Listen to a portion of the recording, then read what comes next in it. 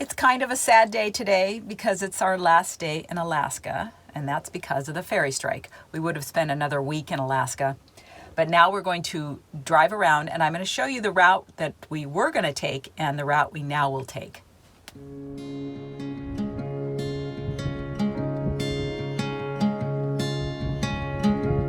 I was lost in a city dream, and I was at home again beside the stream.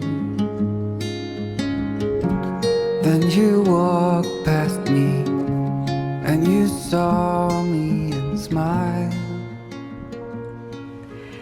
You have to be flexible when it comes to van life.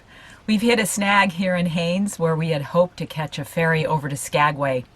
The ferries are on strike, and that means then that we are also going to miss we're not going to be able to take the ferry from Skagway to Prince Rupert. It's a 1,400-mile detour, but we will make the best of it, and I'm sure still have a great time. John just got a text message from the Marine Highway System. They're the ones that run the ferry up here in Alaska, and they said that all bookings through July 30th are canceled. And we were scheduled to leave on the 28th out of Skagway. So he's on hold with them to cancel both the bookings, and we have canceled our RV reservations in Skagway. And we have to cancel the train ride too. I forgot about that. We had a train scheduled, so we have to cancel that. There's a $10 non-refundable fee associated with that, or $10 per person. 558 within the next 24 to 48 hours. If there are any complications with this payment and you don't get it back onto your card after the 48-hour mark, call us or email us and we'll get it all sorted out. Okay, thanks. Now, you said a full refund? I thought there was a $10 fee or something. Or are you guys waiving it because of the... We're waiving it because of the ferry strike. Oh, that's not in your control, so wow. we completely understand that. Well, that's very nice of you. Thank you very much. Yeah, I hope you have a great day. Okay, thanks. Bye-bye. All right, bye-bye. So, they waived the whole thing. That was very nice of them. Some perspective on our travel. Actually, here's Fairbanks up here, and here is Anchorage, and Denali, of course, is here. Here's the Kenai Peninsula, and we ended up at Whittier, where we took the ferry across to Valdez. And and just so you know, because people always think that this is where the oil spill happened, I mean, it happened in the Prince William Sound, which is right in this area. And then after Valdez, we went up to Kennecott Mines, which is up here, and then came back and traveled up to Tok, which is kind of the crossroads. Every road kind of goes through Tok. And then from Tok, we traveled down to Haines, and Haines is only like an hour ferry. Now, we had to go through Canada, so you go through Yukon and then British Columbia here, back into Alaska at Haines, and it's an hour ferry to Skagway, which we were going to be taking today. Now that the ferry's on strike, we will... Actually, let me show you the route the ferry would have taken. The ferry would have gone down through the... what do they call this? The Inland Passage, and ended up down here at Prince Rupert. So that would have cut off a lot of driving for us. But we'll go back up here, and now we were going to go back up this beautiful highway. It is just it is the most beautiful highway I've ever been on.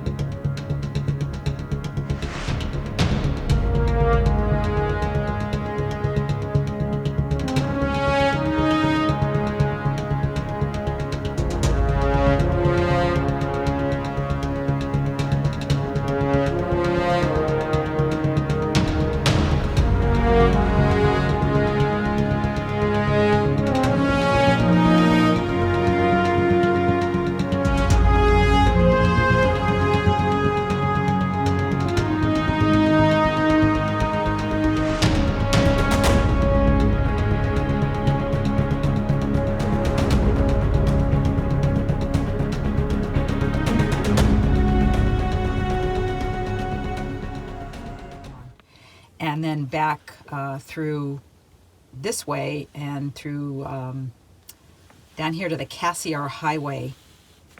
This is we've not seen this road, so this will be new. And we'll come down here close to Prince Rupert, but we'll just miss it, and then head east toward Prince George, and then come back into the United States down in this somewhere south of here. So that's the 1,400-mile detour that we will be taking.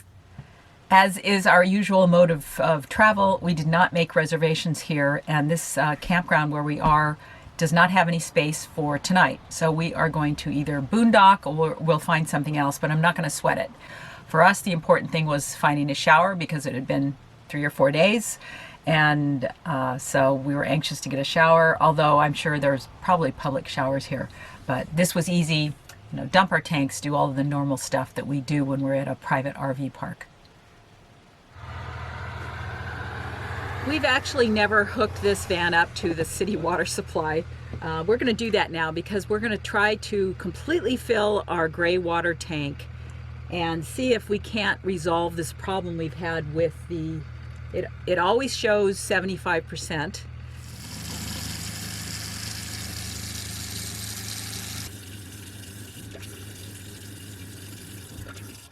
And the bathroom gets a big cleaning a couple times a week, and the sink and floors get wiped down every day.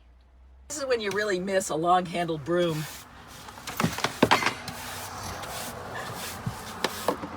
Where does it all come from? I don't know if you can see all the dust, but this is just from a couple of days. Well, I really like this Protect All for all kinds of surfaces. You can use it on the paint of your vehicle, on the glass. I'm going to use it in the bathroom here on the walls because it gets splashed from the sink all the time. This is the first campground where we've had grass. Since we don't know where we will be tonight, we've got to remember to fill up our water, our drinking water container. Topping off the water.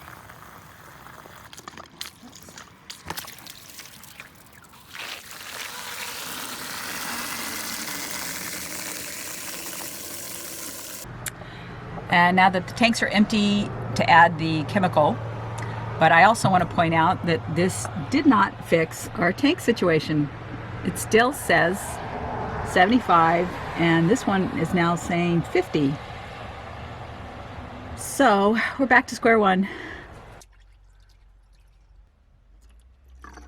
I had a comment this morning on the latest video that I thought was a really good suggestion.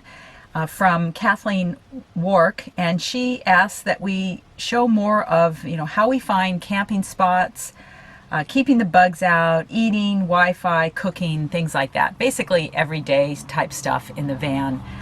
So I'm going to try to do that on this video, share a little bit more, and I'm going to start with the laundry because we're at a private RV park today in Haines, and we're going to do laundry before we get kicked out. On laundry day, I will usually go through all my stuff sacks, these guys, and make sure there's nothing dirty that I want washed because we only put really socks and underwear in the laundry bag. You got to go through and find things that may need to be washed. So I've gone through all these and we've got everything sorted, and then everything will get put back until we get the laundry and put it away.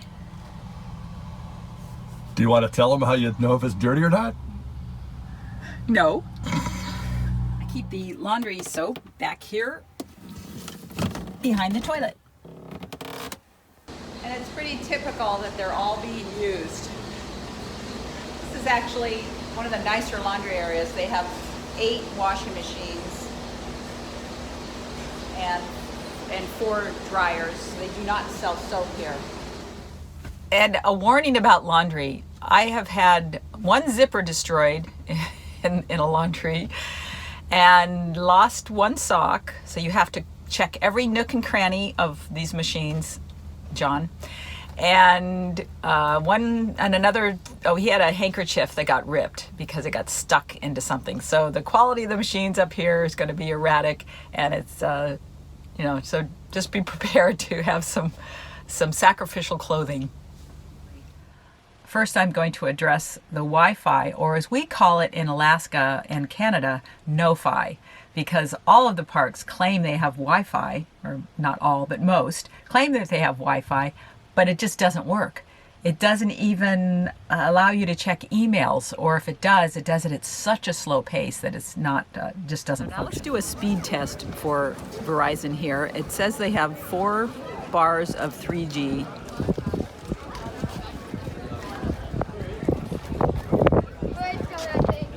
Error. Yep, the quake's coming. You got nothing. No. Now, fortunately, Haines has a public library that actually has good Wi-Fi speed. So we're going to go down there, and I'll probably spend most of the day there. And then after I've done that a few hours, I think the fair runs until 11 p.m. tonight. So we'll check that out. It's rainy today. Hopefully it'll clear up a little bit. But you just have to go with the flow. Whatever Mother Nature throws at you up here in Alaska, you just have to, continue on.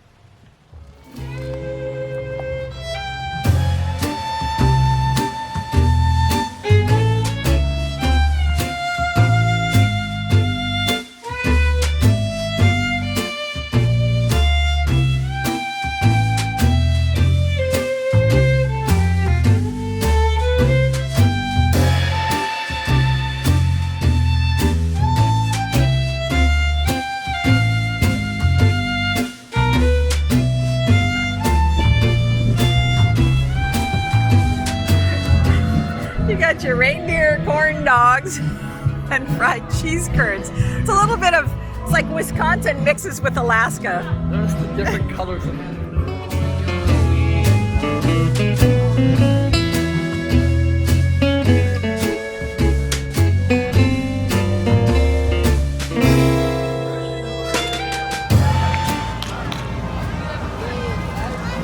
It's cute. We talked to one of the representatives from NOAA, the National Oceanic something Administration, whatever it's called. Atmospheric. Thanks, John. And it was interesting because I said, "Where do you live?" And he said, "Juneau." And of course, you can't drive to Juneau. You can only fly or take a ferry. And he had taken the ferry here before the strike happened. And so now he's stuck here with his vehicle. And I said, "How are you going to get your vehicle back to Juneau?" And he said, "Well, he'll put it on a barge and then barge it home, and he will obviously have to fly back home." And so we're not feeling, we really were looking forward to the ferry ride, and disappointed that we can't do it. But there are a lot of people who are much more put out than we are. Luckily, we have the flexibility to take our time and not have to worry about schedules. For the library to open for me to upload a video, we're going to go catch the parade. We just noticed they were closing off streets here, and the parade starts in about 20 minutes. So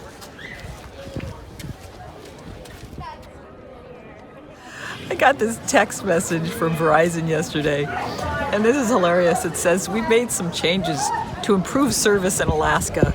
They say, "Go to your settings and make sure you turn on the device to global mode."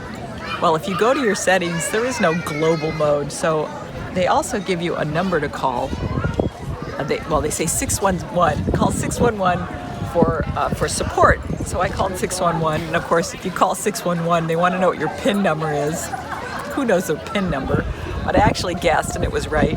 And then, of course, they want all this other information. But I finally got somebody. And it took him about 10 or 15 minutes on hold. He came back because he didn't know where the global setting was, the global mode.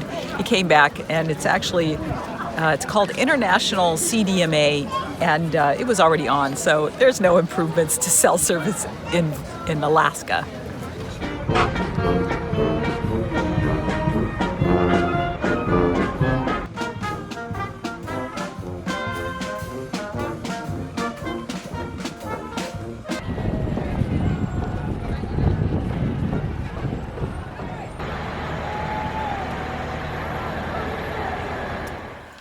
One of the questions was about cooking and things like that. Just kind of, this is kind of a day in the life, day in the van life of us.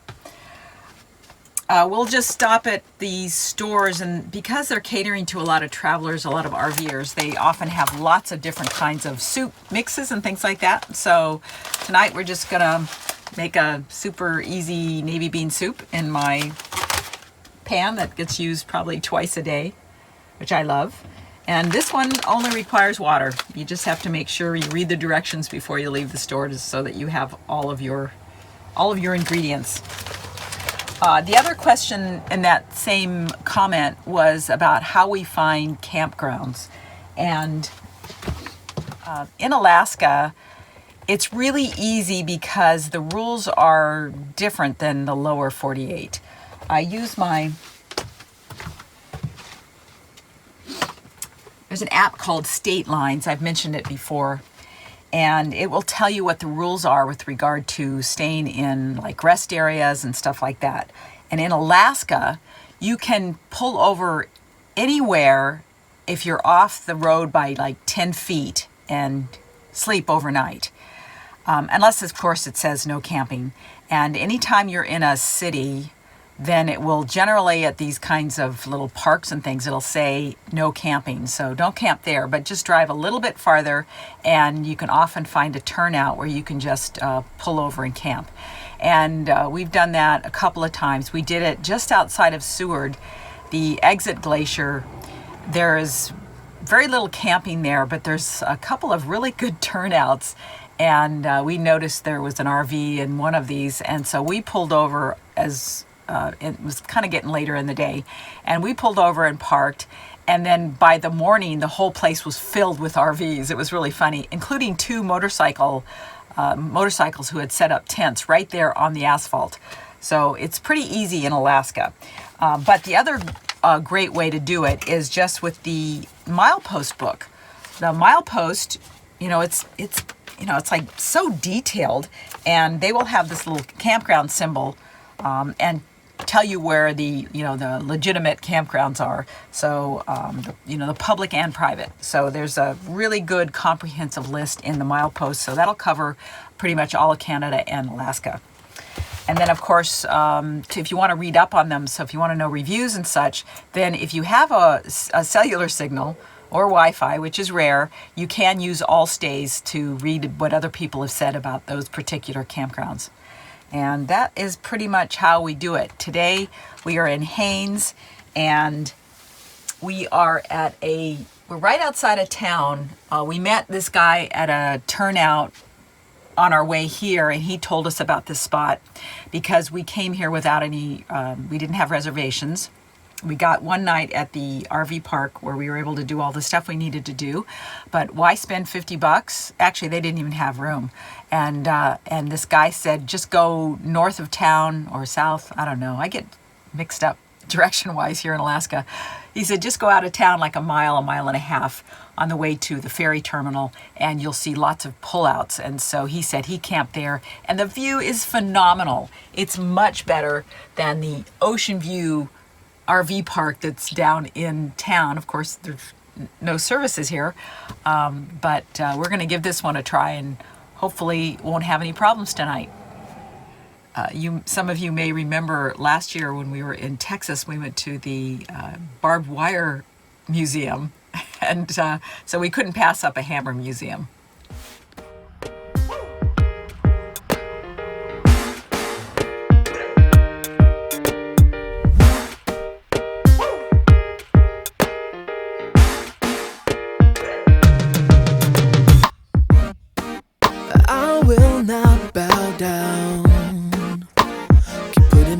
I'm not gonna change my mind.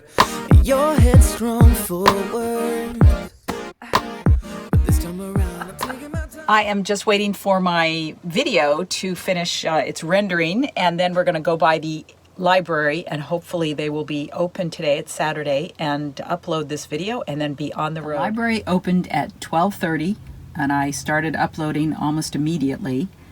20 minutes will upload this video where it took 10 hours in Homer. We left Haines on that same gorgeous highway that had brought us to the town 2 days earlier. It's also where we saw the grizzly bear that's in the first part of this video. We made it as far as the $1 Million Falls Campground, another Yukon campground, and I will end this video with a video from that falls. Thank you so much for watching. We'll have more for you next week.